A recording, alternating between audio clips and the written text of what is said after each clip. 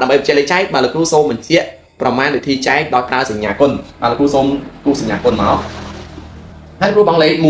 បងលេខ2បងលេខ3បងលេខ3បាទន័យថាកន្លែងលេខ1នេះយើងត្រូវយកកន្លែងណាមកប្រើកន្លែងលេខ2នេះកូនត្រូវយកកន្លែងណាមកប្រើហើយកន្លែងលេខ3នេះកូនយកមួយណាដាក់មុនមួយណាក៏បានដែរតោះកុំឲ្យខាតពេលបាទកូនទៅតាមដានមើលទាំងអស់គ្នាកន្លែងលេខ1បាទកូនត្រូវបូកតួចែកចូលគ្នាឥ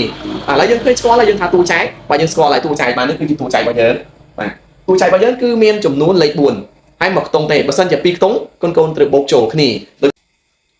ជំរាបសួរលោកគ្រូនិងកូនទាំងអស់គ្នាផងដែរបាទថ្ងៃនេះគឺលោកគ្រូបានសន្យាឲ្យថាបាទថ្ងៃស្អែកបាទលោកគ្រូនឹងបង្ហាញអំពីរបៀបនៃការបញ្ជាក់លេខចែកឥឡូវលោកគ្រូមានប្រមាណវិធីចែកបាទការចែកនេះដែលមានតួចែកបាទមួយខ្ទង់និងកម្លាំងចែក3ខ្ទង់បាទលោកគ្រូបានធ្វើប្រមាណវិធីរួចហើយតែថ្ងៃនេះល្ងាចនេះលោកគ្រូសូមមកបង្ហាញអំពីរបៀបនៃការបញ្ជាក់លេខចែកតើលទ្ធផលនៃផលចែកដែលយើងបានចែកនោះត្រឹមត្រូវហើយឬនៅតើកុំឲ្យខាត់ពេលកូនទៅមើលនឹងវីដេអូរបស់លោកគ្រូទាំងអស់គ្នា Let's go តើឥឡូវលោកគ្រូមានចម្លើយមានសំណល់មានអីអស់ហើយតើដើម្បីបញ្ជាក់លេខចែកបាទលោកគ្រូសូមបញ្ជាក់ប្រមាណវិធីចែកដោយប្រើសញ្ញាគុណបាទលោកគ្រូសូមគូសញ្ញាគុណមកហើយគ្រូបងលេខ1បងលេខ2បងលេខ3បងលេខ3បាទន័យថាកន្លែងលេខ1នេះយើងត្រូវយកកន្លែងណាមកប្រើកន្លែងលេខ2នេះកូនត្រូវយកកន្លែងណាមកប្រើហើយកន្លែងលេខ3នេះកូនយកមួយណាដាក់មុនមួយណាក៏បានដែរតោះកុំឲ្យខាតពេលបាទកូនទៅតាមដានមើលទាំងអស់គ្នាកន្លែងលេខ1បាទកូនត្រូវបូកតួចែកចូលគ្នាឥឡូវយើងឃើញស្គាល់ហើយយើងថាតួចែកបាទយើងស្គាល់ហើយតួចែកបាននេះគឺជាតួចែករបស់យើងបាទតួចែករបស់យើងគឺមានចំនួនលេខ4ហើយមកខ្ទង់ទេបើសិនជា2ខ្ទង់កូនត្រូវបូកចូលគ្នាដូច្នេះវាមានតែមួយខ្ទង់ទេយើងអត់ពិបាកបូកទេគឺយើងយកវាមកតែម្ដងគឺលេខ4តែម្ដង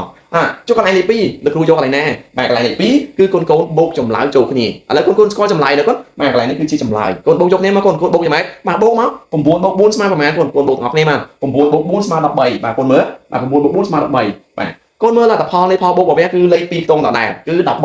បាទ13លេខ2ខ្ទង់ដដែលយើងអត់ទាន់យកបានទេកូនត្រូវបូកចូលបន្តទៀតដើម្បីឲ្យលេខនោះនៅសល់តែមួយខ្ទង់តោះកូនបូកមកមានថា1បូកនឹង3ទៀតហ្នឹងណាបាទ1បូក3ទៀតស្មើប្រមាណកូន1បូក3ទៀតស្មើ4ស្មើ4បានតួសេរី4នៅកន្លែងប្រឡោះលេខ2ពេលបានកន្លែងនេះហើយកូនត្រូវធ្វើម៉េចទៀតកូនបាទលោកគ្រូត្រូវហៅមេលេខបាទលោកគ្រូហៅមេលេខមកកូនបាទហៅន័យថា4គុណនឹង4មក4គុណនឹង4ស្មើប្រមាណកូនសេរីមេលេខ4 4 10 15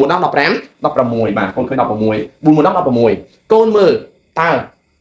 លទ្ធផលផលចែករបស់យើងមានសំណល់អត់បើសិនជាមានសំណល់កូនត្រូវបូកជាមួយនឹងសំណល់ទៀតបើសិនជាអត់មានទេកូនមិនបាច់បូកទេបាទកូនបូកតែបាទផលកូនមកវាតែម្ដងដូច្នេះយើងមានសំណល់ប្រមាណកូនមើលមានសំណល់2បាទកូនបូកចូល2ទៀតមកបាទបូកមកណា6បូក2 8គូសេរី8មួយមិនបូកគូទម្លាក់កូនមើលផលបូករបស់វាគឺមានលេខ2ខ្ទង់កូនអត់ទាន់យកបានទេដូច្នេះកូនត្រូវបូកចូលគ្នាបន្តទៅទៀតកូនបូកចូលគ្នាទៀតណាប៉ុណ្ណាមានថា1បូកនឹង8ស្មើនឹង9បាទស្មើ9បាទលេខមួយខ្ទង់កូនយកបានហើយឥឡូវកូនសរសេរមួយខ្ទង់នេះគឺកូនយកបានកូនសរសេរមកកូនដាក់ខាងណាមុនក៏បានដែរប្រឡោះនេះកូនដាក់ខាងឆ្វេងមុនក៏បានកូនដាក់ខាងស្ដាំមុនក៏បានចុះនៅខាងមួយទៀតកូនយកមកពីណាលោកគ្រូយកមកពីណាគឺលោកគ្រូយកមកពី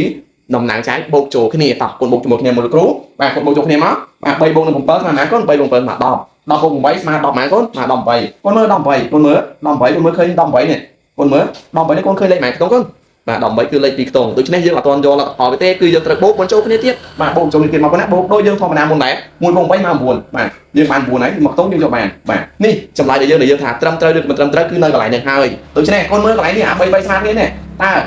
ផលរបស់វាស្មើគ្នាហើយឬនៅបើសិនជាវាស្មើគ្នាដោយចម្លើយរបស់លោកគ្រូគឺចម្លើយរបស់យើងពិតជាចម្លើយត្រឹមត្រូវបើសិនជាម្ខាង8ម្ខាង9ម្ខាង